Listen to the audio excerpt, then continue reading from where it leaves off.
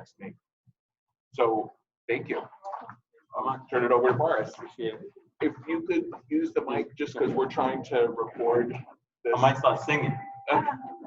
Anybody here want to hear me sing? Not really. Good morning, everyone.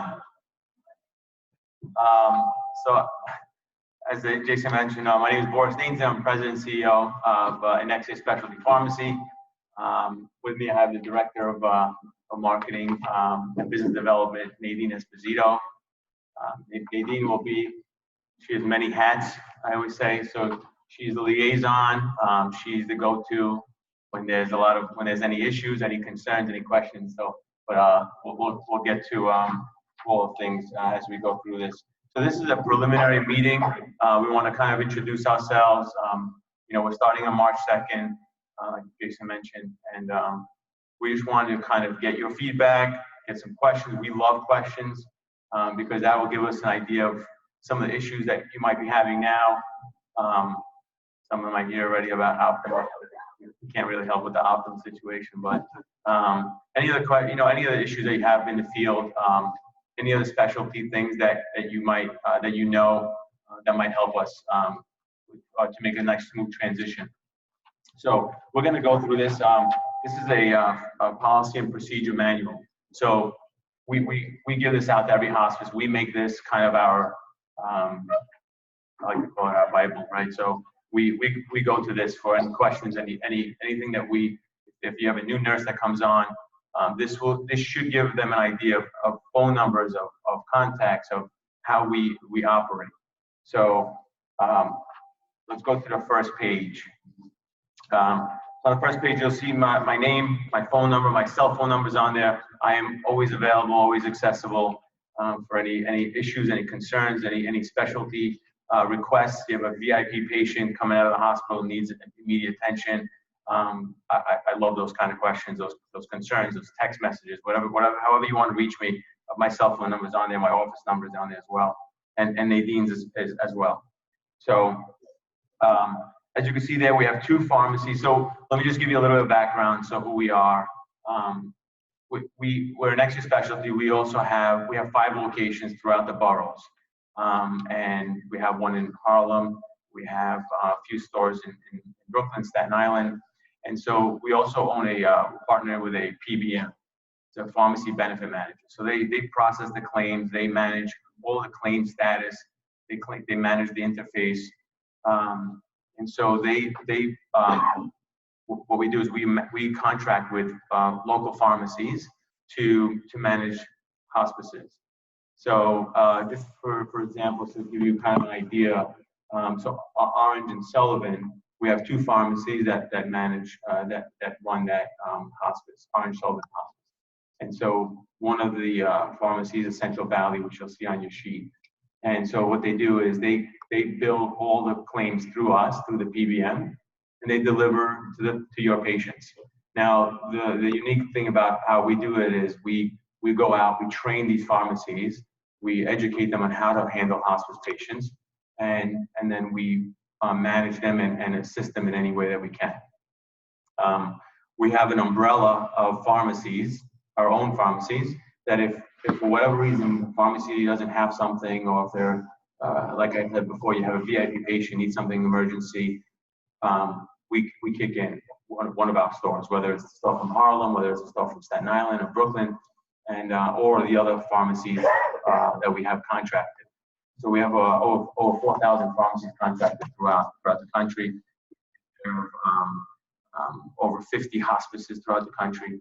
So the local ones that you guys are familiar with, Orange and Sullivan, we take care of VNSNY, MJHS.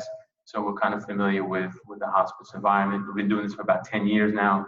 So that's kind of a little bit about us. So if you look at this first sheet, you'll see CVP is Central Valley Pharmacy. They've been working with us for 2 years now, and they're really, really good at what they do. It's a busy pharmacy. They have multiple pharmacists on staff, plenty of technicians and staff that can handle volume. We really like their pharmacy. So basically, what they would do is they're going to handle the Ulster County patients. So many of you, whoever handles the Ulster County patients, you would, when you log into, let's say your Optum, and you're going to send the prescriptions, we're going to discuss the interface that Jason mentioned a little bit about it before. But the interface, when you log in, you're going to go into Optum, and you're going to, when you get the drop-down menu, your first pharmacy is going to pull up would be CVP. It's going to be right picked for you if you're an Ulster County staff member or nurse. So unless you are in another county, so let's say if you're in Dutchess that day, you're going to have to actually go pick that the next pharmacy, which is Hopewell. So it'll automatically pick for you originally, and if you want to go out of it, then you would just drop down the menu and pick the other pharmacy. So CVP information is right below it. You have the phone number, the address, and then it kind of gives you oral medications, comfort kits, deliveries, customer service, pretty much everything that you need for your patients, excluding any kind of compounding or infusion that you would need, which you would see, you can see to the left where it says Enexia specialty. So any kind of infusion, IVs, injectables that need to be made, compounded, not commercial products, would come out of the Enexia specialty from Staten Island. And then if you go to the right of Central Valley, you'll see Hopewell Drugs, who is going to be taking care of your Dutchess County patients. Same situation there. Great pharmacy, great guy Steve's there, and same thing. It'll be oral medications, comfort kits, you know, the deliveries, customer service, and so on. We're going to send out our staff to train that pharmacy within the next month, and make sure that they're obviously, you know, there's a pharmacy, there's a couple of pharmacists there, there's staff, they have enough people. We're just going to educate them on the hospice end of it. So making sure that they have everything in stock, make sure that they are aware of the dosages, so on and so forth. The names of the pharmacists are below. So just so you have an idea of when you're calling, if you need to speak directly to a pharmacist. Okay. Any questions so far? Yes.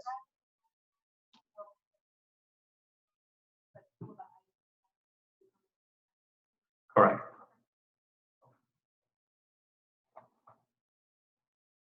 We're gonna try to, on the rapid dissolving tablets. I know that you were in the past kind of using them very frequently.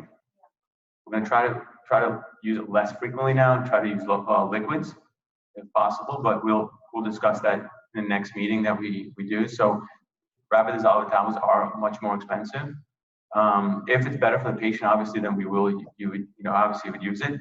But if you can do a liquid, it's a much cheaper product, right? And still has the same efficacy. So on the next page, I'm sorry. Any other questions? I don't see any other hands. No. Next page. Again, we're going to go over the pharmacy contact and hours of operation. So for the lab, for the Enexia specialty pharmacy, for any kind of infusion, IVs, any compounds, any special products, ABHR, suppositories, things like that sort. That's Enexia specialty pharmacy, the first box there. You have the hours of operation, as you can see there, Monday to Friday. And then the contact information, if you see there, right below the fax number, there's an after hours number. So that's the number that you would call for any after hours emergencies for the lab. Right? So if you need an infusion, it's after 6 o'clock, and you need it same day. That's the number that you would call. That's the same number that you're going to call for any of the after hours that come up for regular patients as well, which we'll get into that. So you have the 800, yes. So we're going to get that next box over, next box down. So if you see the next box below each one of the pharmacies, so let's go box by box. So you got the delivery schedule, weekday schedule for the lab, right? Monday to Friday, same day delivery, cutoff time is 4 p.m. So if you need a compound, an IV, any kind of a custom suppository, not commercially available, and it's after 4, then that's considered either an emergency delivery or stat delivery. If you notice that it's after 6 p.m., right, then you would have to call the after hours number. So after 4, you would call the pharmacy directly, let them know that you need this for today. This is not a next day, prescription, and we will get that out to you. If it's after 6, then you have to call the after hours number, and that's strictly just for the compounding lab IV, right? The next box over, if you see Central Valley Ulster patients, Monday to Friday, same day delivery, cutoff times is 12 and 5. So, one of the big questions we have for you guys is that a good time? Right? So we still have a month to go. This is the reason why we came here, is to kind of get your feedback and stuff. We spoke to leadership. 12 and 5 seemed like a really good number, but we want to kind of get your feedback on what that would look like in the field. So cutoff time 12 o'clock. That means the driver leaves around 12:31, and your patients get their medications around close about to 3 o'clock, 3 to 4 o'clock. The cutoff time at 5 p.m. That means the driver leaves around 5:30 to 6, and we try not to deliver anything past 10 o'clock. If the driver's out after 10, they're going to call the patient, let them know that they're running late for whatever reason, traffic or whatever it is. If the patient still wants the medication, they're going to tell them just keep coming, or they're going to say, can you do it for the next day, right? So we try not to pass 10 o'clock for the deliveries. Any questions so far on that? 2 deliveries a day, correct, from both pharmacies. And if we see that it's a lot of deliveries in those two time spots, we can always add a middle of the day delivery spot, right? So we evolve every month. We're going to have we speak to leadership, we speak to the staff. If we see that there's between 12 and 5, there's a lot of deliveries that need to get to the patient's homes. You're asking for a lot of staff deliveries, which we're going to go over. We'll add another slot in the middle, right? So weekdays for both pharmacies, 8 p.m. the pharmacy closes. So after 8 p.m., you would have to call the after hours number, right? So after hours number is, you call the number, they connect you. It's a service that we have, similar to like when you call a doctor's office after they close. So it's a service. They will ask you where you're calling from. You would mention that Hudson Valley Hospice, and they would connect you to the proper pharmacy and the pharmacist that's on call that day. Just to give you an idea, what happens with that phone call is we try to discourage any after hours calls to basically have a conversation. Say, okay, is this a real emergency, right? Sometimes, and I'm sure you've seen it. We've seen a lot of this. Is that there might be a patient saying, I ran out of my DocuSign, and so you want to oblige, and you want to say, okay, I'll call it into the pharmacy. You call the pharmacy up, and I can tell you how many of those calls we've had. If we would have done those emergency calls, it's very expensive. So for a DocuSign, unless it's a very, very real emergency, we're going to try to push it to the next day. So the conversation is it's a real emergency. What is the medication for? Did they use the comfort kit? Things like that. Pharmacists are going to question you. So I want you to kind of be prepared for those kind of questions. It's not that they're saying they don't want to do it. They just want to make sure that it's a real emergency, so that the hospice doesn't have to take the hit on the expense if it's not needed. Obviously, if it's an emergency, no questions asked, we're gonna send it out. It'll be there within 2 hours. Okay. Yes.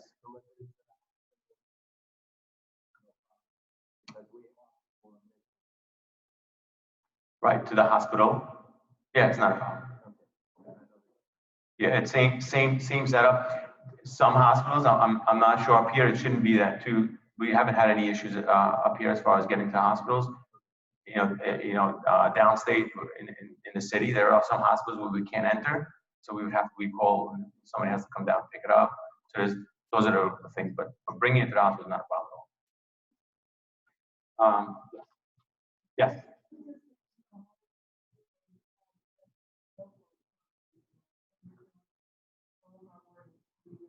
Correct. Right. There's no more local pharmacies that you're going to be using. So it's only going to go through these 2 pharmacies, and then if they're in trouble, if they don't have something, if their driver's out already, whatever the issue is, they're going to work on it on the back end. They'll either call us to facilitate. We have other pharmacies that we're contracted that we will facilitate. You won't even notice where it's coming from. Yes. Yes.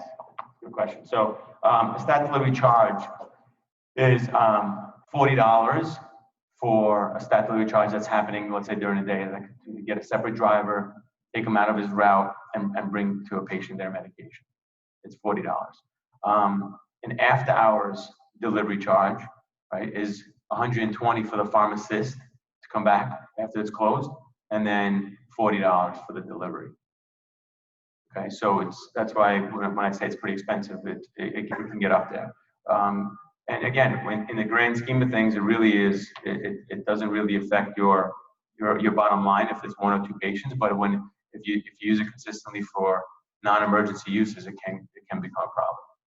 So we've taken over hospices that had this as a very big problem, and so we try to educate and readjust the comfort kit, make sure that everything in the comfort kit is correct.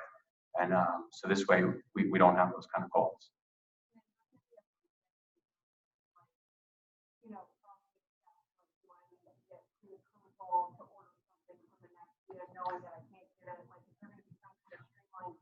Yeah. We're gonna go through that. Yeah. We're gonna go through that. It's on the next page. There's a presentation process. Yeah.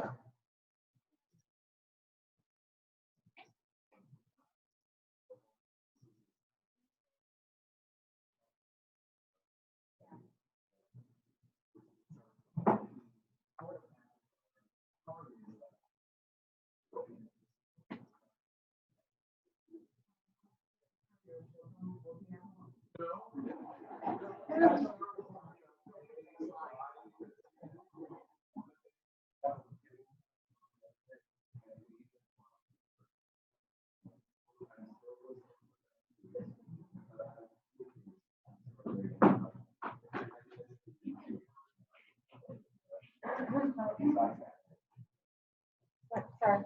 So like if we need to, like if a patient has a non-hospice related drug that they are still getting from a local pharmacy, will we still be able to handle that through? So there's 2 options in that situation. We would love to take those patients' meds as well.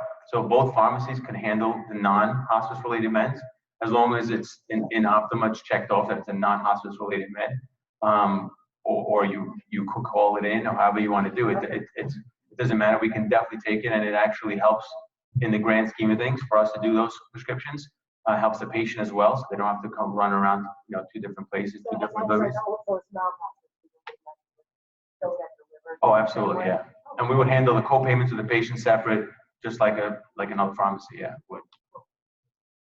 Yes. Yeah, we're going to get to that too. Yes, it's going to be a 2-week supply. So controlled substance is going to be a 2-week supply. Non-control is going to be a 30-day supply. Okay.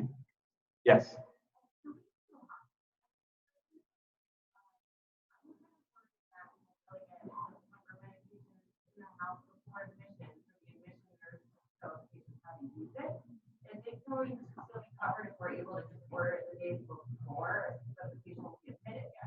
So there is a way to do that once we have the interface set up. Yes, you would have to. There's 2 ways. There's a pre-admission where you would have to call the PBM and let them know that there's the patient coming on. We want to have them pre-approved, meaning that they'll let the pharmacy bill the meds, even though the patient's not on hospice. But that does require a phone call. Yeah. Gotcha. Yeah, but on the other hand too is because you're going to have 2 deliveries a day, most of the time when you know the patient's getting discharged, you know way in advance, like at least a few hours. If you let the pharmacy know that patient getting discharged is at 2 o'clock, and it's close to the cutoff time, and it's close to when the driver leaves, you could just put it on that truck. So it's not like you have to wait next day or anything like that, or they're not. I know the current situation is they're using local pharmacies or they're shipping things to you, so it's going to be a little different. But you can do both scenarios will work.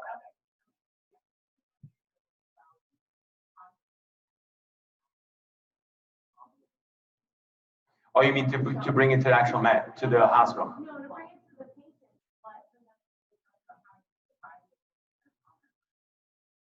Right, so they're getting discharged, right? And then the nurse is gonna be at the home? Right, so from discharge to the home, how much time is that? So, I mean, private practice discharges on occasion, the hospital do it Sure. early 9 a.m. admission, but Right. usually they'll leave the hospital around 12, get home around 1 to 2 admission or a 1 admission. Right, so the nurse is there around 1 or 2, right? Yeah. And you know that that patient's leaving at 12. Yeah. So, right, so if the patient, before the patient leaves, or as the patient's leaving, if you let the PBM know, they'll put them in the system as a pre-admission, then by the time they get those meds to the patient, and then you could do the admission at that point, right?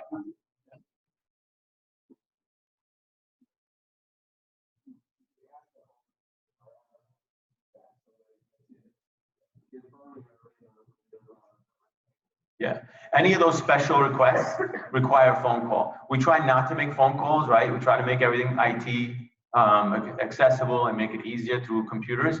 But any of the special requests like that would require a phone call. And then they could put it on the truck, so it could be the first delivery.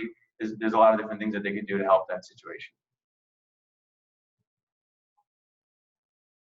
Mm-hmm.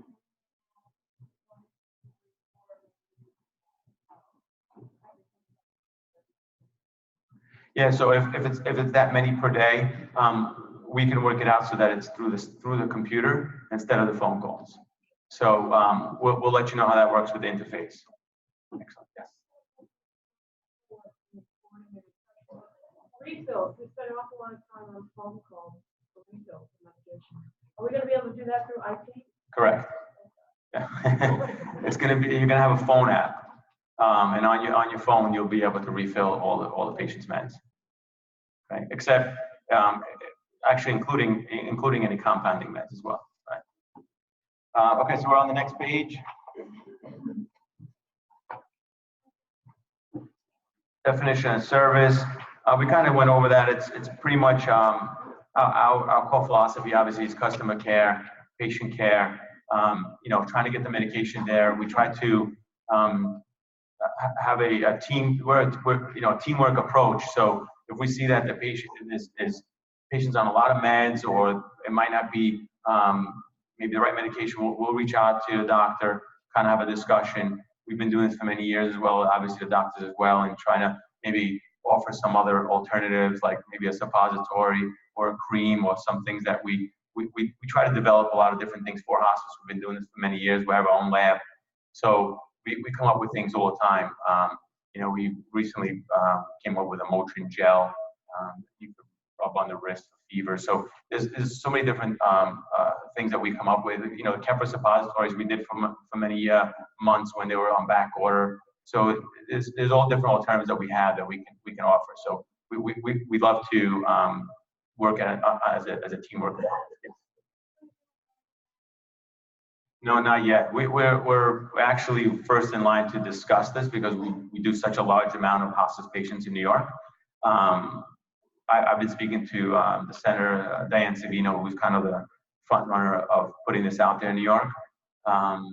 We've had numerous conference calls, meetings in Albany, but the governor's kind of given a lot of pushback. So we're definitely up there to figure out something for our hospice patients.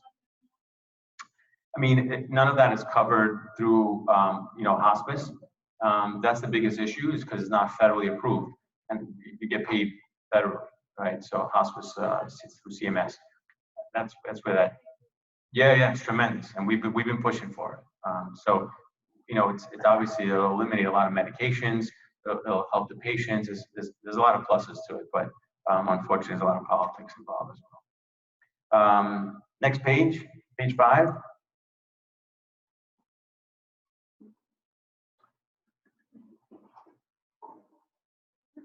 Patient profiles, it's pretty much the standard. Obviously, we're going to keep the drug allergies, date of birth, full name. The next one for new admissions, we kind of went over that. We're going to go over that more in detail when we talk about the interface. Go on to the next page, actually, page 6.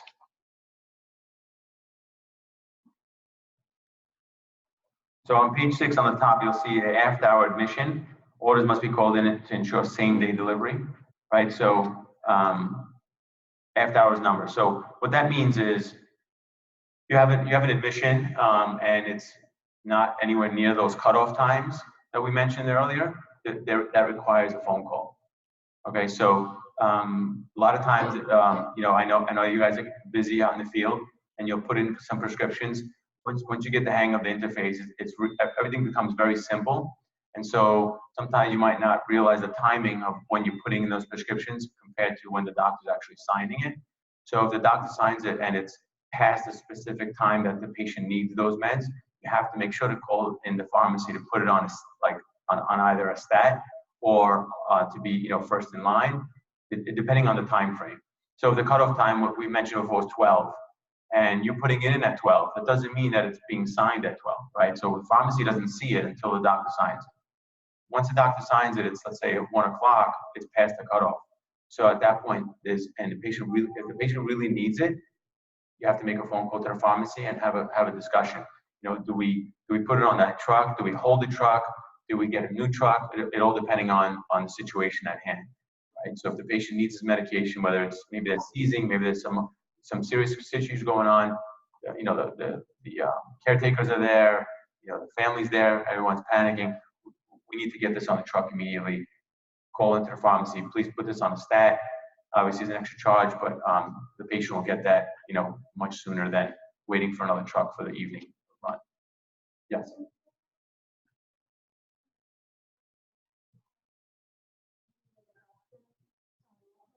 Mm-hmm. Yep. It's pretty much the same thing. When you put in a med through Optima, right, with the interface, it goes to the doctor. The doctor has to sign off on it. Same exact way, but the difference is that you're not putting it into two different systems. Right now, you're putting it into two systems, correct? You're putting it to Optima and to the e-prescribing. Yes, correct. If it's something that you need urgent, yes, you still need to prescribe it and let them know that this is something urgent. Please sign off on it quickly so we can meet the the cutoff time. Okay. The phone number for the after hours number, that's run right below the 888 number. That's the one that you would call after the pharmacy is closed. Like I mentioned before, you get the service, then they'll connect you to the pharmacist that's on call. This is just kind of a snapshot of what it looks like in the pharmacy end. So electronic call-in prescription, whether it's e-prescribing or called in, then the pharmacy processes the prescription. You get notification for a prior authorization, right? We mentioned before the prior authorization process, right? So we're going to have a formulary, right? The other good thing about having it, the interface, is that the formulary is going to be at the doctor's fingertips, at your fingertips as well when you're typing it in. And so if it's a medication that's not on the formulary, right, it's going to tell you it's non-formulary medication. So you have a couple of options. Either we're going to give everyone a formulary list to look at. And then, so you would either pick from some other medication that's there, speak to the doctor.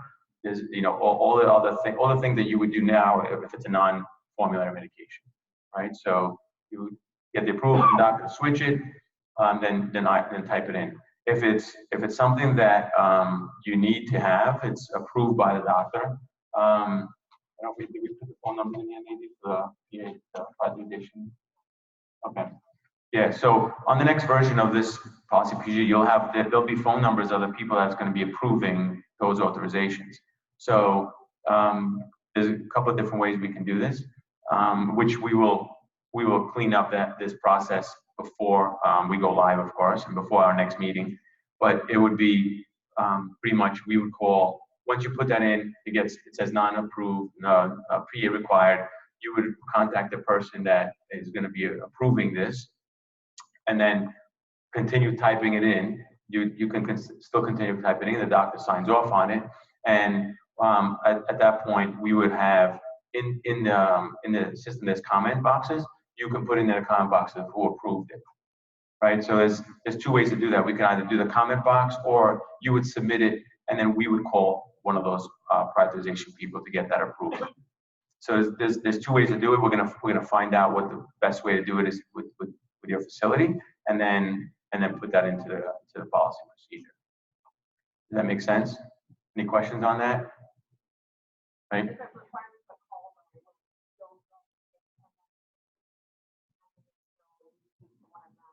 Correct. Correct. So the only downside to that is, which we're also gonna have to, well, the pharmacies know already. If we're waiting for a PA, and it's past the cutoff, we're gonna let you know. Whoever put that prescription in, we have the information. The nurse that put it in or the doctor that signed off on it. We're gonna let them know that we're still waiting for a PA, right? So if, for example, if Dr. Riddle is the prescriber that's signing off on it, and he is the PA approver, we're not gonna call anybody. We're just gonna let it go because we know that if he signed off on it, that means he's approved it.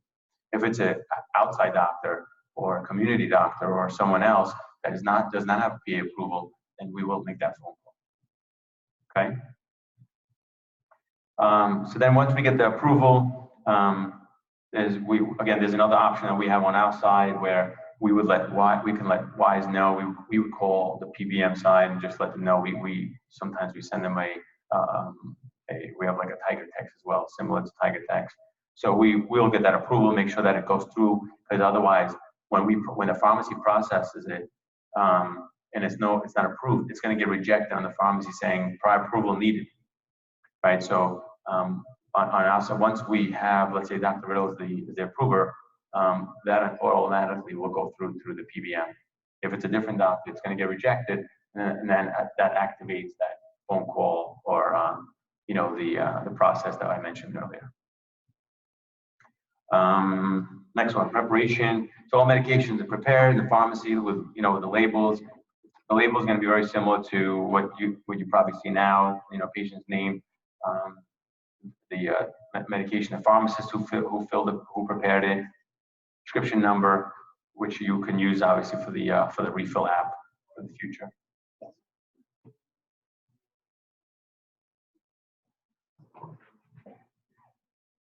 There is. It's the same as we would. No, actually, it's more than a label. So sometimes what we do is we have to fix it on our side, on the pharmacy side, because there's more characters than we can put on a label.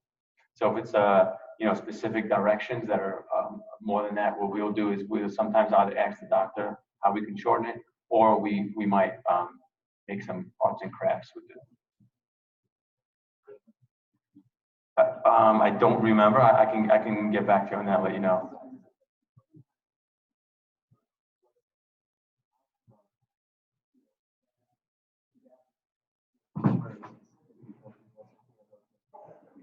Right.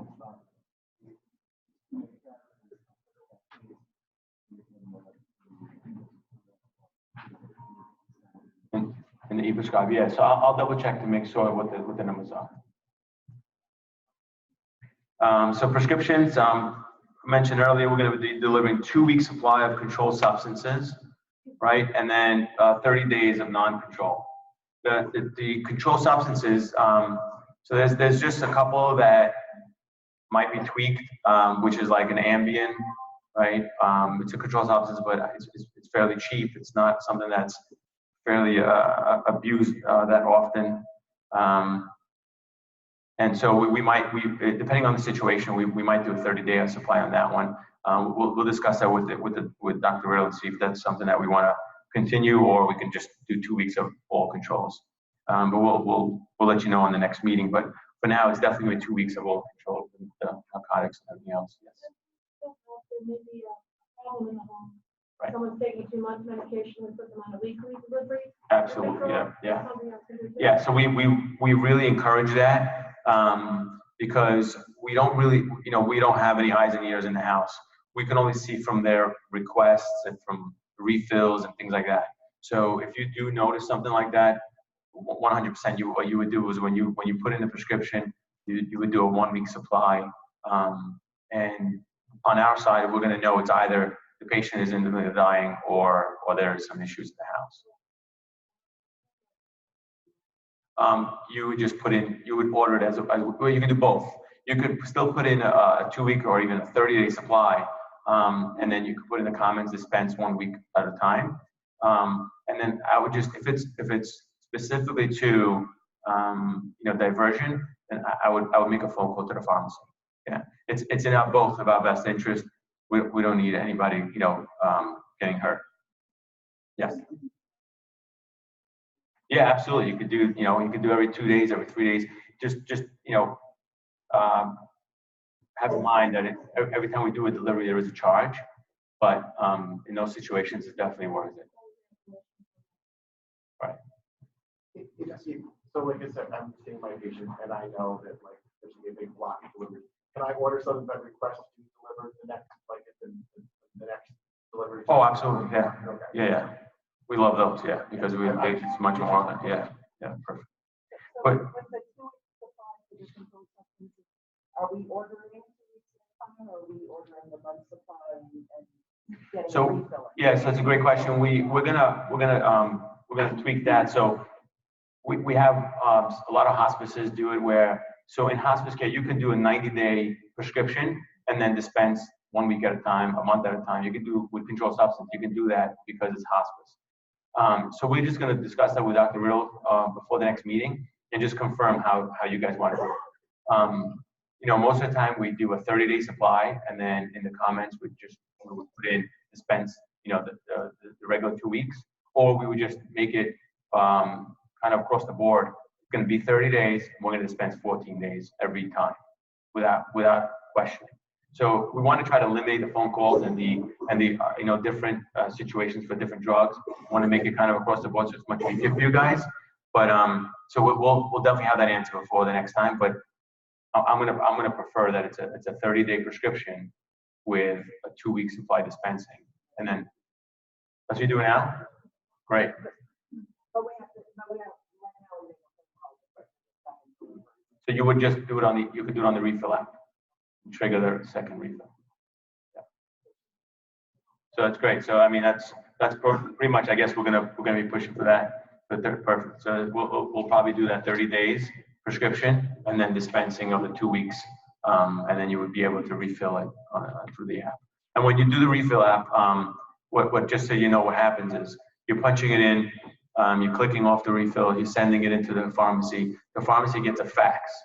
On the fax is going to be the phone number of the nurse that requested it, the name, the phone number, the date and timestamp of that request. So we know when that was requested, and then based on that, we're going to put it onto a cutoff time and the delivery and so on and so forth. So if you ever need to find out, when did you get that, or when or who sent that refill in, we have all that information. Sorry.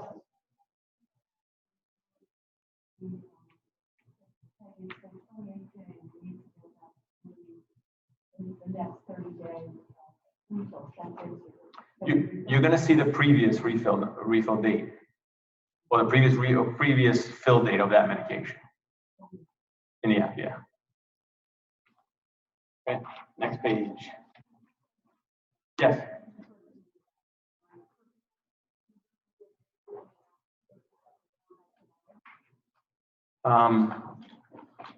If it was signed, like meaning the previous one, or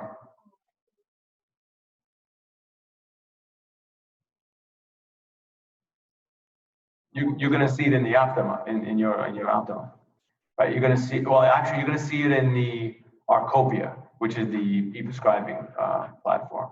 You'll see that the doctor signed it or not. You'd have to log into that to see that. Yeah, and I'll give you the time that he signed it as well. Well, page 7. We mentioned earlier the call-in refill. So you can always obviously call in. We try to discourage that because obviously it takes time from you, from the pharmacy. The refill app would be great to use, for the refills. But of course, you can always call in if especially if you want to ask a question, if you want to speak to the pharmacist for whatever reason, staff. When you do call it in, just please make sure you have the Optima number of the patient, and first and last name, and the medications, the RX number. This way we can make sure that we're refilling the correct medication. That's why we like through IT and through the interface, we have, paper trail of what the prescription is by phone. Sometimes you can get different information. Next one is stat deliveries. So we mentioned earlier, stat deliveries have to be called in. There's in that sense, the computer doesn't help us, because sometimes if you put in the comments, stat delivery, sometimes we might miss it when we're typing the prescriptions up. So if it's a stat, that means it's important. We don't want to miss it. So just that would definitely require a phone call to the respective pharmacy. Next one, delivery of prescription medications. So we're delivering 7 days a week. I mentioned before, Monday to Friday is the two cutoff times. Saturday, we did 2. Yeah, so we have also on Saturday 2 cutoff times, and then Sundays 1. So we one on Sunday, and then 2 on Saturday. But because it's you'll have two runs, and you'll have the refill app. Once you get kind of used to that, hopefully the refills will be coming in, on time and appropriately. In this way, there won't be any lag time in the patient medications, and hopefully you won't have the stats. Stats usually, when you do a stat prescription, obviously it's a lot more money, right? So those should only come from discharges, patients having a specific chronic event. It should never be a refill that ran out, because you have so many options to get those refills in, and so many deliveries. Let's see. Next one is so on the PBM. If you see on L there, delivery of prescription medication, right below that, specific clinical staff. So there's that 800 number is to the PBM. So you have two phone numbers that you can call. Obviously, you have the pharmacist number, calls pharmacist for any clinical questions. You also have the PBM side of WISE. We have a 24-hour nurse on staff with over 20 years of experience in hospice care. We also have a pharmacist, same thing, over 20 years experience with hospice care, that you can ask questions 24 hours a day. So the after hours number that I mentioned earlier, the pharmacist actually is home, probably sleeping, is gonna have to wake up, go to the pharmacy, fill the prescription, and then go back home. With the PBM side, it's actually similar to like a call center, where the pharmacist is readily available for all calls that come in throughout the country. So that number would be useful if you have just kind of a quick question. It's 11 o'clock at night or 12 o'clock at night, and you want to ask a specific question on a medication or something like that sort. That's the number that you would call. Yes.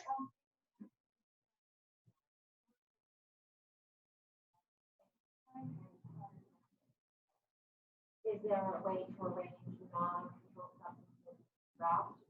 Non-control? Yes. Yeah, so preferably, if you have a specific situation and you know it's a safe environment, you would have to let the pharmacist know. Yeah, so you call the pharmacy, let them know in this situation, it's a whether it's a specific door or a mailbox or whatever it is, it would be on a case-by-case basis. Yeah, and also depending on what medication is as well, and the quantity, and so you're gonna have a discussion with the pharmacist and say, look, this patient, we were not able to get a signature for this patient, but I know the environment, I know the situation. Please leave it at this, in this spot. Okay. I definitely wouldn't advertise that, but it's something that we would definitely help with patients in specific situation. So the next page is just a kind of a label, so you can kind of see. Pretty similar to probably what you see now on your files. The next page is the comfort kit.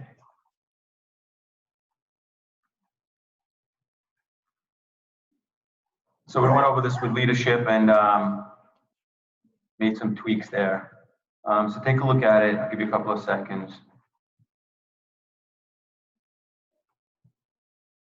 I believe you had some RDTs in the past.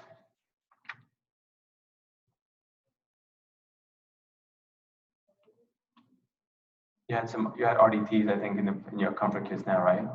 Yeah. So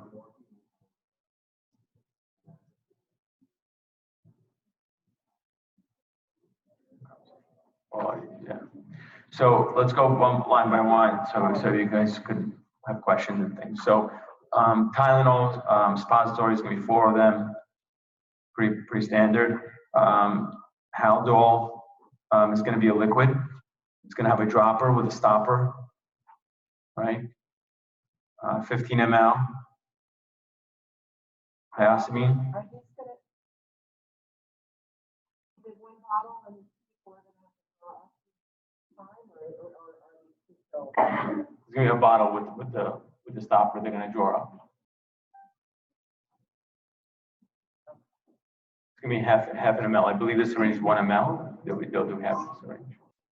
But they'll have to draw that all. Not pre-filled. Like the RTs, at least you could say, would take this, it was a quick Right. thing that people could handle it. Yeah, this would have to be drawn up by the patient or caregiver. The next one is the hyoscine sublingual. Lorazepam 0.5 milligram tablets. There'll be 8 of them. The lorazepams are pretty they're kind of sublingual as well. They're pretty small. They actually dissolve as well, but they're 0.5 milligram tablets. Morphine is going to be a liquid. Compazine for all the liquids.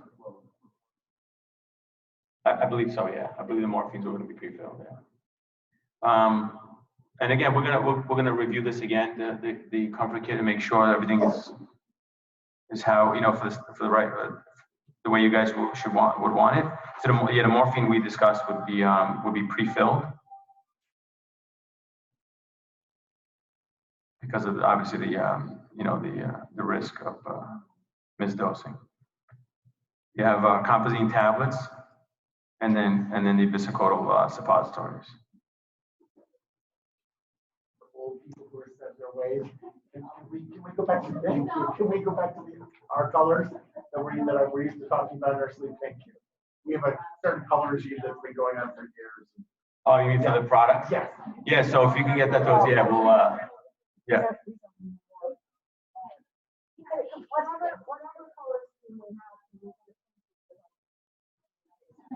Our current sheets don't click through anymore, nor have to go through and say, well, that looks blue, but it's really purple. And you don't know what that color is. Wait, what do you mean by your printer? Whoever is the path, yeah, the teaching sheet has. Oh, I see. Okay. Yeah, we're gonna provide you the teaching sheets, and it'll be laminated, so you'll be able to see the colors exactly how it is. And then also, we'll discuss to see what colors you guys have now. If it's, I mean, I'm sure it's standard colors, so. Which is great. Yeah, we don't want to change that. That's good. Yeah. Perfect. Yeah, so we'll grab that. We'll see if we can get that in a digital copy, and then we'll see if we can adjust these.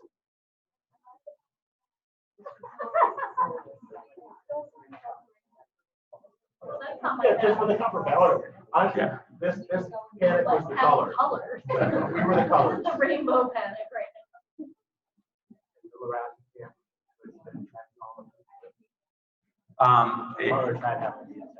It'd be a separate order, and it's much more expensive. So just keep that in This mind. is just the emergency pack that everyone gets. So Yeah. And then if the ABHRs, you had it in your comfort kit before, so that's a separate item. It's like a separate line item. So if that patient needs an ABHR, it would be a separate order. It's not going to be in their comfort kits.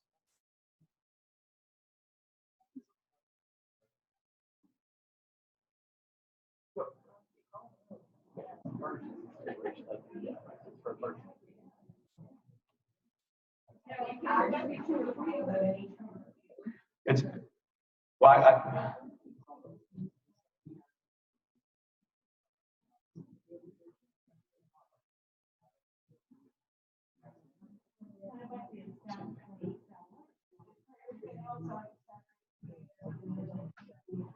they'll get it by 7. Well, the only thing in the ABHR that's not in the comfort kit is the lead. Like I could buy. Yeah. But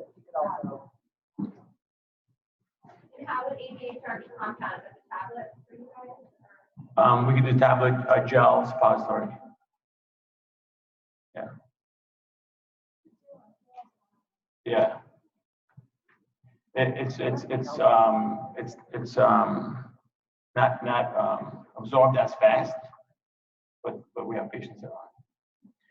So this comfort kit was again it's not 100% in stone. We're gonna go back and discuss again before we put this in stone. But this is a standard comfort kit that can help you in emergencies. That's the goal of a comfort kit. The difference that you might have from what you are with your pharmacy now compared to what we have is that you're gonna have 2 deliveries a day, and believe it or not, there's been studies on comfort kits and on the use of it and the waste, right? And so yeah, there's some places that have half of these ingredients, half of it in their comfort. Because again, if you have a delivery that's next day, then it makes sense, right? Like you mentioned, Sunday at 2 o'clock or Saturday at 2 o'clock. At Saturday at 2 o'clock, you can still get a prescription delivered to that patient's home that same day. You know, if Saturday at 2 o'clock you can't get a medication until Monday, then yes, you should put everything in that comfort kit because you need 2 days worth of stuff. So and you still have stats. So if you do have that one patient that is adamant, needs that medication, you call it a stat. So that $40 will save, you know, putting in an ABHR and 300 of your patients every time you admit them. You're talking about thousands of dollars for a $40 stat delivery. You know, so you got to kind of, I know that a lot of times you kind of set in your ways that it's very comfortable because everything's in there. You can just say, just take an RDT and you're good. But at the end of the day, you have to make sure that it makes sense that we're not just throwing things in the garbage, you know, and wasting meds. Yes. It's pretty much the same, yeah, same concept. Most of the time they expire way after 6 months, but we usually say 6 months is the time. Because most of them are commercial products, so they're usually over a year expiration. Yes.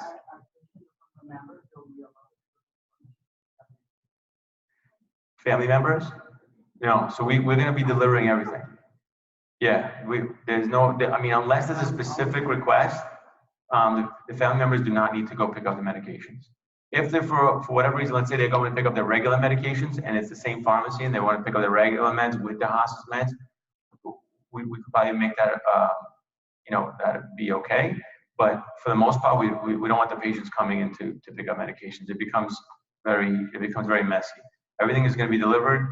You have, you know, two deliveries a day.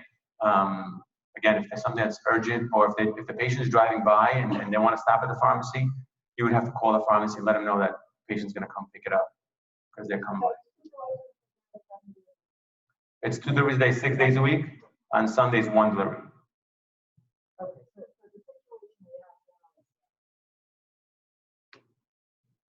You know, we're sending a lot of prescriptions, especially after hours, to local pharmacies and on-call nurses or case managers or family members and stuff like that. That's the situation. So if the deliveries are happening. Right, they don't need to do it. That's not. Correct. Yeah, so if you put in an order, right, let's say at night, 10 o'clock p.m., you punch in an order, it goes into the pharmacy. Pharmacy comes in the morning and puts it on that 12 o'clock truck. At 12:30, 1 o'clock, the patient will have it by 3, 4 o'clock.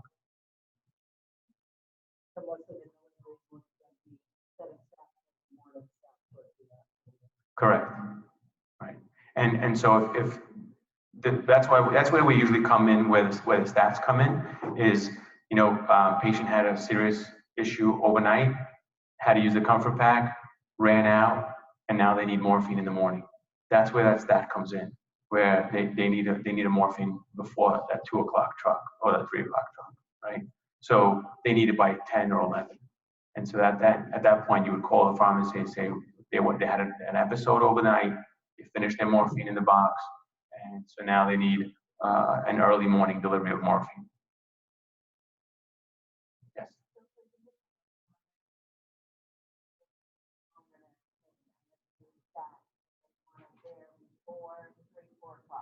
Correct. Yeah. And again, so if we see that there's a lot of those and it's consistent, then we'll make a morning truck. You know, we just don't want to start off with a morning truck and do one delivery, right? Then it's just, it becomes messy, yeah. So we want to see how your admissions are, see how your orders are. Sometimes the doctors don't start ordering till 11, 12 o'clock is where we got these numbers from.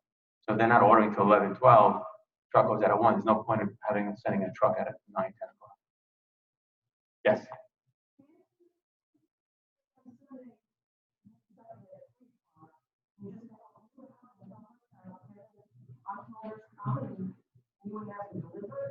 Yeah, I mean, you can definitely do that. It would require a phone call, just letting the pharmacy know that you're going to be coming to pick this up, so that they don't put it on the truck, so it doesn't get. Sometimes, just to give you a background, why I'm hesitating is because in the past, so the nurse says, "I want to come pick it up." The nurse doesn't tell the pharmacy. They put it on the truck. The nurse gets there. 5 minutes late, the truck goes out. Now there's morphine on the truck. You're standing there waiting. Now they have to make another morphine for you. Get that morphine back. It becomes very messy. So we try not to do that. If you are going to come pick it up, just let them know. Don't put it on the truck. I'll come pick it up. I'm going to be passing by. But I still wouldn't want it to be a overwhelmed, like a consistent thing where it's approved and everybody just kind of goes and picks up things all over the place. Because that, again, you get lost with, first of all, you're signing for the morphine now. So it's your signature on it. Then you have to go, if anything ever happens, you're driving with morphine in your car. There's just so many different issues that can arise, right? So we want to try to avoid that. If it's a situation and you're driving by and yes, the patient needs it right away and you're there and you want to help the situation, absolutely, it's a one-off thing and we can definitely accommodate. But I think it's just in both of our best interests that it's not something that is widely used, that you can just go and pick up things consistently. So that makes sense? Does that Yeah, tremendous. Absolutely, absolutely, and I agree with you in the grand scheme of things, and if everything goes well and everything, you take it, you pick it up, you get a patient. But God forbid if something happens, then it becomes that $7, $8, whatever that delivery fee is becomes we should have paid for it because it's for whatever reason I can give you 100 of them, but we want to try to make it just as emergency.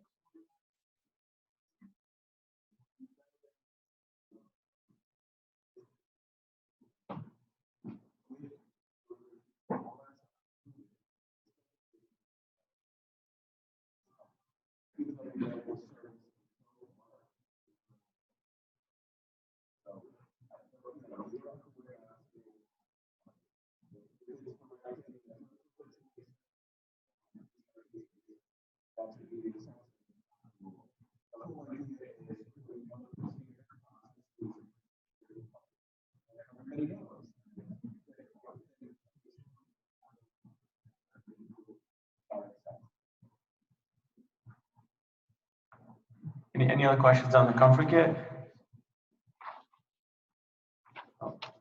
The next page is something that we're gonna put into the inside the comfort kit as well. It's just a log for you guys for the medications. Do you guys have that now? Okay. So this kind of just give you an idea of the dispensing, the balance. We're gonna leave it just like this, and you can kind of do different things with it. We're gonna kind of go over some of the options, but it'll give you an idea if there's anything missing, why is it missing, who signed, who's the nurse that gave it, and things like that. So it kind of helps in certain situations. Yes. Some pharmacies take medications back and destroy them. That's something that's realistic or not really? No, it's actually not allowed, but it's best. So there's a couple of things that we offer. Maybe we'll discuss this in the future, but some of the comfort kits come with a disposable bag. It's a little pricey, but we're hoping that we're trying to get something from the city, from the state actually, for as a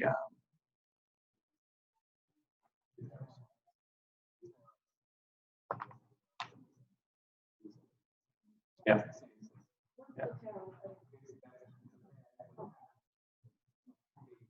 Oh, okay.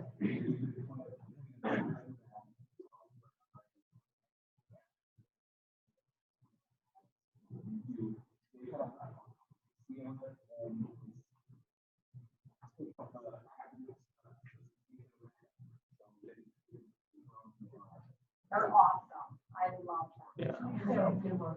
So we're working with the state to try to get a grant to give that out to hospice patients. So.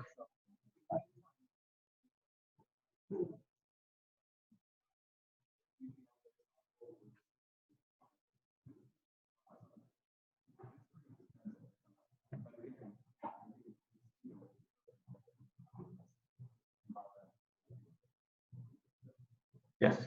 Probably not related today, but you mentioned gel form of medication. I'm not familiar with the topical. Where are they? Can all medications be put in that format, and how do they get applied? Not all medications, and get applied on the wrist. So you rub the two wrists together. Correct. Yeah. It's absorbed.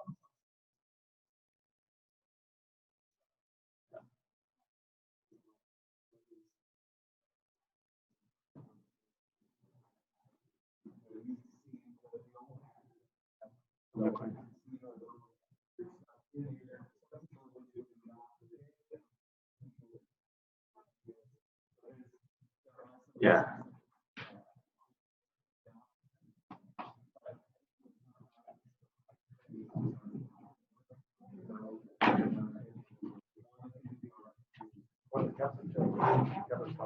Yeah. I saw it in the, like, if you blister packing. I do have a patient in a living facility where, like, the larger blister pack with all their daily meds, would that be something that you'd be able to accomplish as well? Yeah, absolutely. I mean, and I forgot to mention the nursing homes, assisted livings. I know there's some requests that they have for make sure the medicine blisters, the syringes have names on them and things like that. So we do accommodate all those situations. So yeah.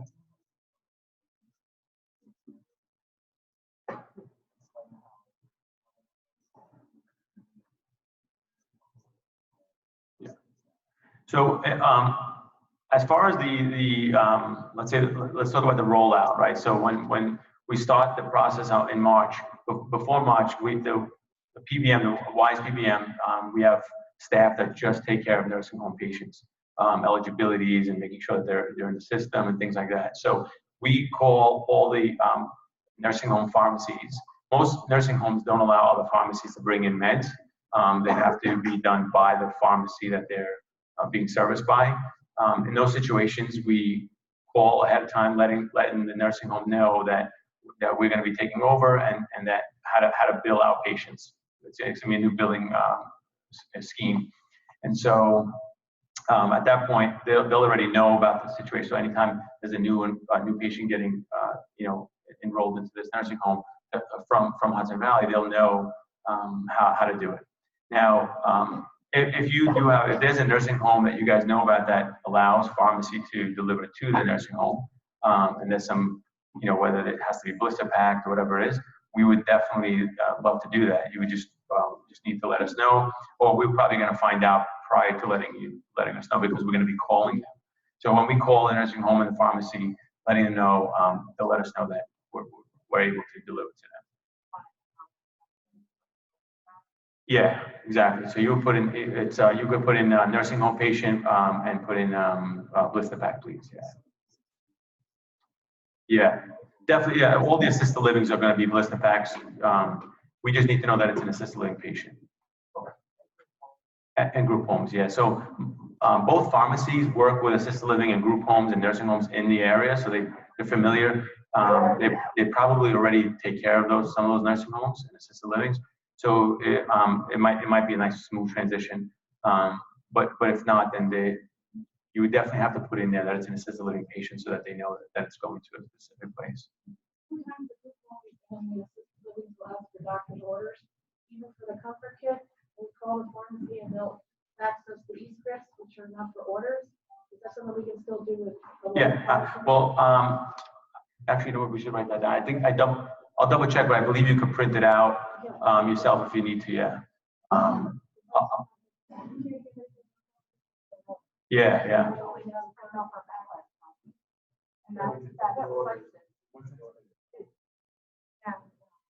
But you could also fax an email from Optima. You can select the order once it's been signed. There's a little asterisk when the doctor signs it, and you can either print it out or email it.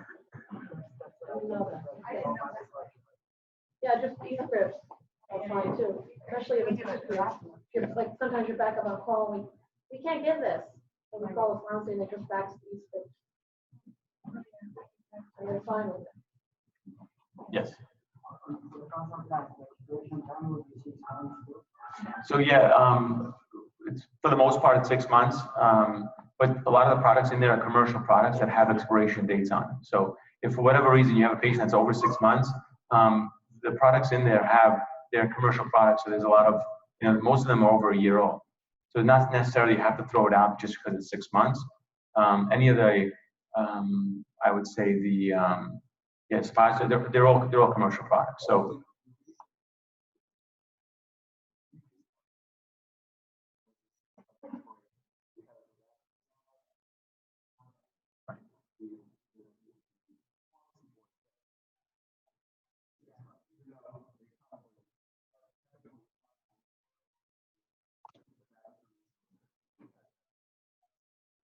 Right.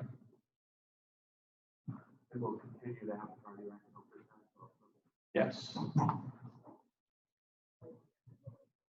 Injectable lace is correct. That's gonna have a surge. They never use the injection. Any other questions?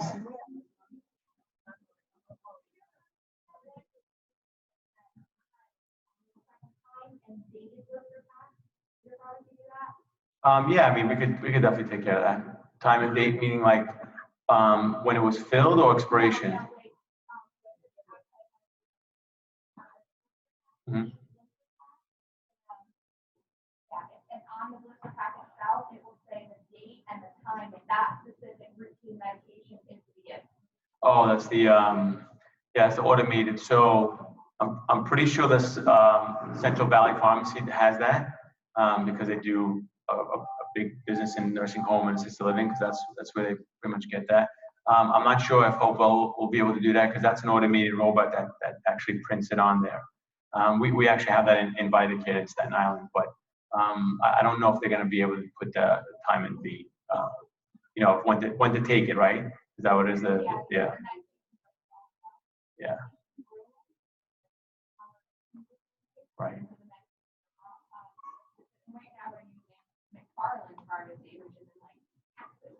Right.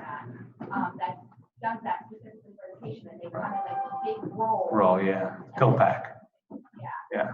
It's called pill pack. Yeah. It's just, I mean, it's an automated machine that does that. But the one thing I could probably double check with Hopewell is there's a thing called Dispill, and it's very similar. It's not in a roll. It's on a blister pack, and on the back it has the name of the medication and when to take it. So I'll double check and see if they can do that. It's not costly at all, and so we might be able to check that. Double check with Steve. Yeah, CVP definitely does that.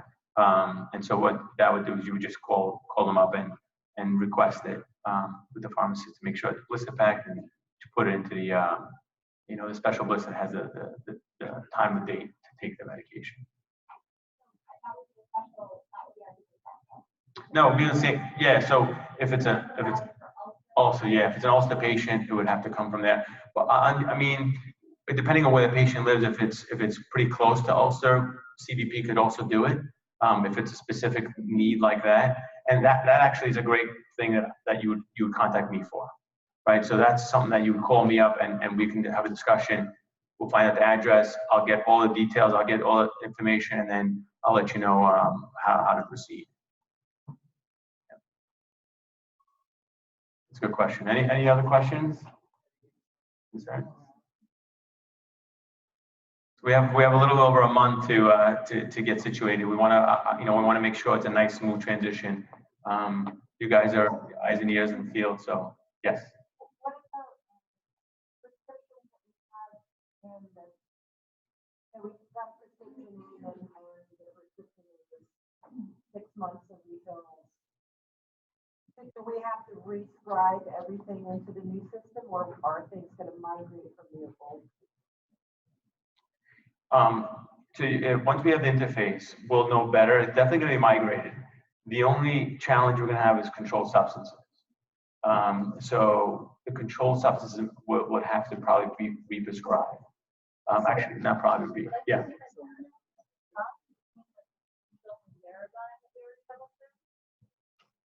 put it into the e-prescribe and we say 6 refills. Yeah, And you like have 6 more to go. right. She was wondering about like Veradigm transferring over to their new interface. Because we don't put refills in the.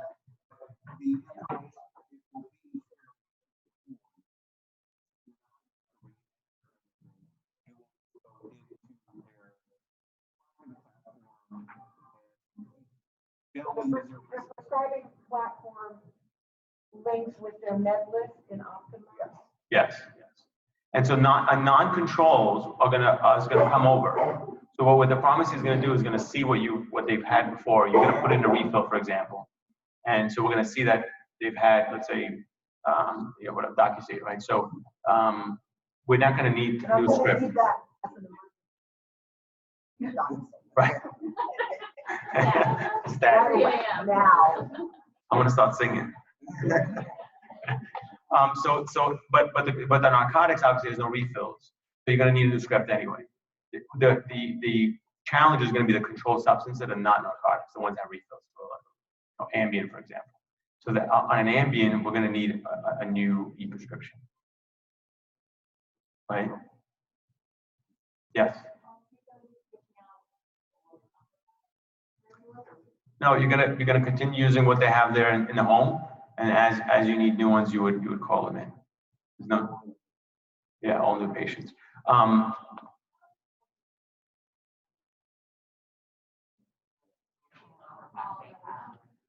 We're gonna have a lot of training on the interface, right? So we're gonna start that process the next couple of days. Start working on the interface, making sure that everything comes across smooth. So we'll reach out and make sure you guys are aware. Times, dates. There's gonna be webinars. We're gonna have some people probably come in depending on when your next meeting is to Harriet. Yeah. So. Yeah. So. Perfect. Yeah. White box is kind of a red sticker on it. It's gonna say "Do not open unless speak to nurse." Yes.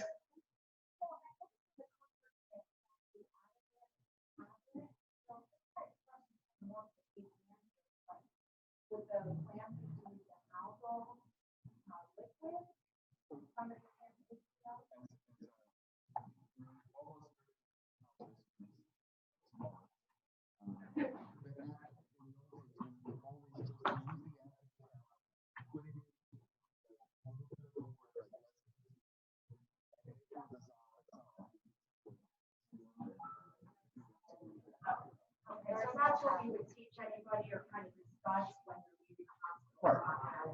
Yeah.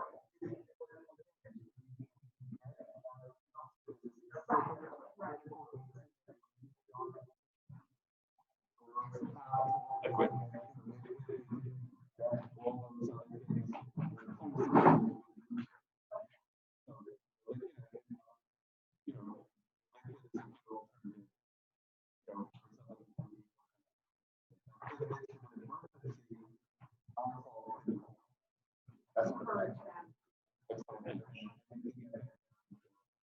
What would be the price difference of the tablet versus just a couple pre-filled syringes?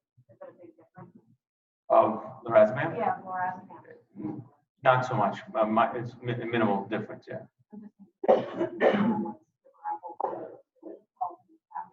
The big difference is the RDT. RDT is a big difference. But liquid definitely, that would be the next in line. Would be the liquid. Mhm.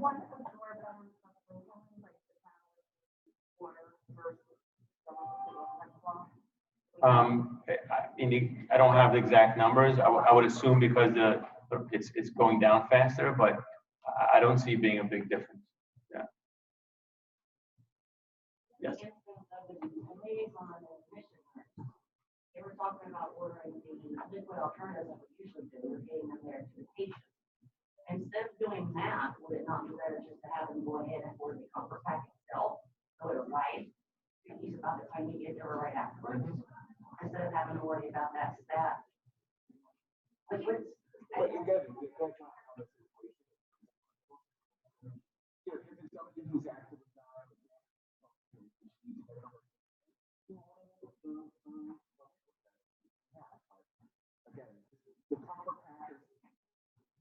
you know, the need for the comfort packages with with the old comfort package, on a Saturday, we didn't have Sunday on the days. So you need to get patients through a couple of days this way. That day, scanner, and if it needs a scanner,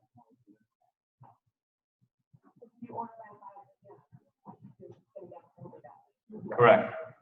Yeah, the cutoff is 5 p.m.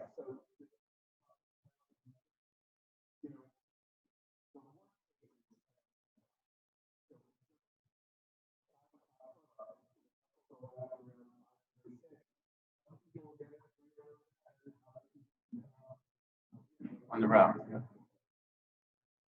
And if you have a patient that needs it sooner than 10 o'clock, or you know the window is till 10, you can just call the pharmacy and say, is it possible to put this on the first run, on the first stop?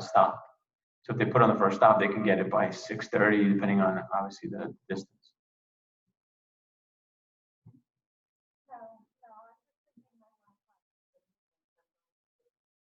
Call ahead and say, "Can you put this on the beginning of your run, otherwise they're gonna get there." No. Oh yeah, you're right. If it leaves at, yeah, if the truck is gone by 1, Right, then you call it at 1:30. right. Right. You know, I don't even know that that's gonna admit that. That's right. Exactly. So.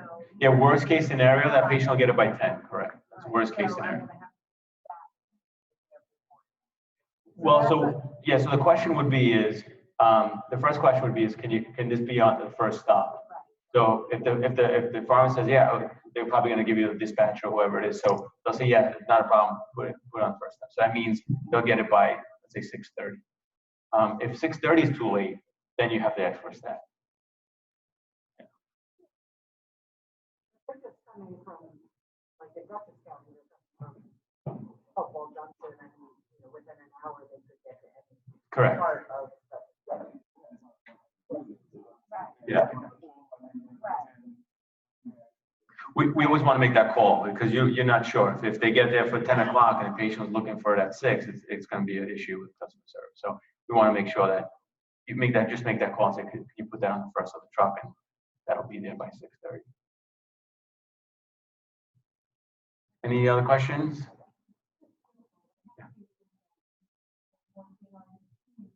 As needed for payment, I've been able to refill it that way. So will I, if she's still around in months, she may take, will I then need to switch her to the liquid? I mean, And preferably, right? Preferably if it's possible. Yes, it's a big cost savings, and if it's not going to affect her in any way as far as clinically.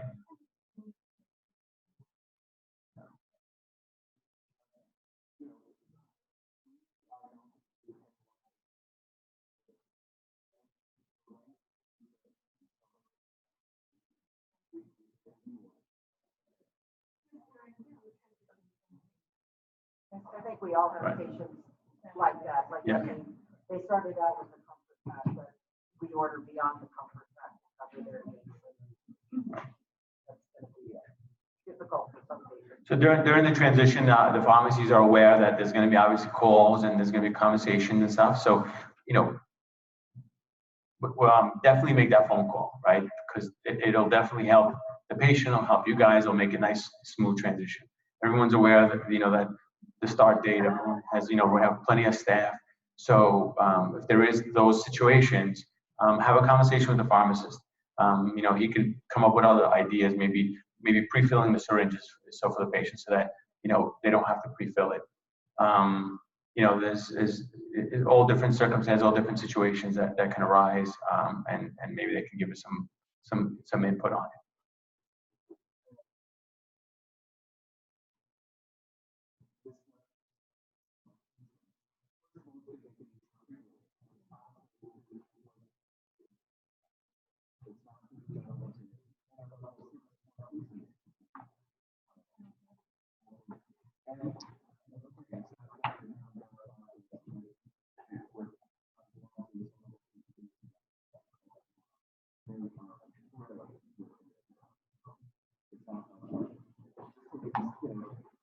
Thank you.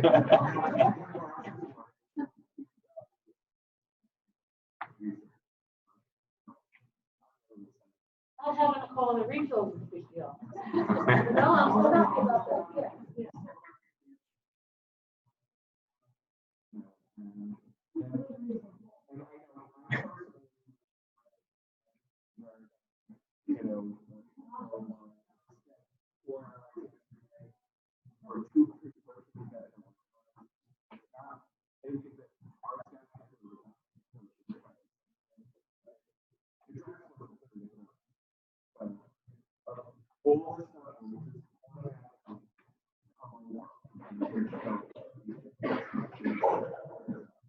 Thank you.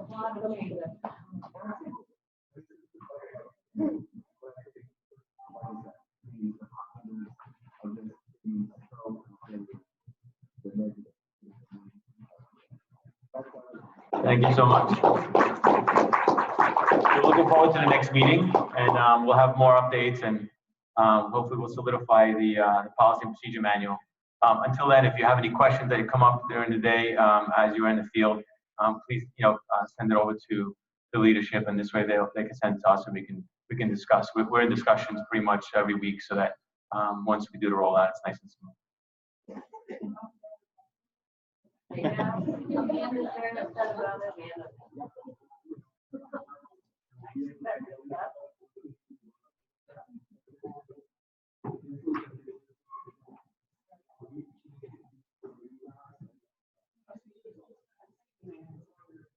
I felt really every time I called. Thank you, everybody. I will say our patients will miss our drivers. Our patients will miss, they have quite a relationship. Not the 7 a.m. deliveries though.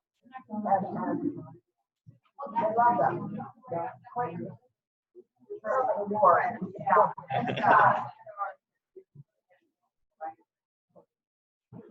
Thank you so much. Have a great day, everyone. Thank you.